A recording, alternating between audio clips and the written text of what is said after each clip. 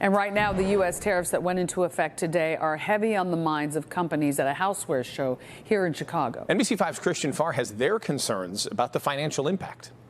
We are concerned about the tariffs, but right now we're going to be able to handle them. For nearly 20 years, Bill McHenry has owned and operated Widgeteers, a Crystal Lake-based small business that manufactures glass, porcelain, and metal products. And when it comes to the president's tariffs, they're all set. They go into effect tomorrow. McHenry says they are doing their best to handle their financial impact. One of the challenges we have is that we're a smaller business. We're not a multi-billion-dollar business like my neighbor. And so I can't go out and buy a bunch of products right away.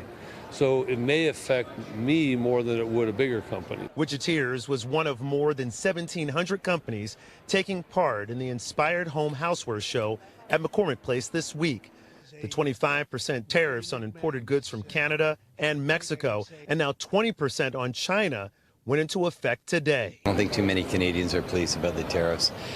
We just think it's going to be inflationary for both, Canada and the U.S. Paul Sierra owns and operates a Canadian-based grill accessory company called Proud Grill, which depends on the U.S. and China to create and sell its products. Eventually, those additional tariff costs are going to have to be passed on to our retailers, and which will result in a price increase probably later this year. Those who have studied the tariff wars say that there's more public acceptance for tariffs against China, but when it comes to Canada and Mexico, most people believe those countries are friends to the U.S. I think they're unpopular, and I think they risk hurting Trump in the long term in terms of how people see his economic agenda.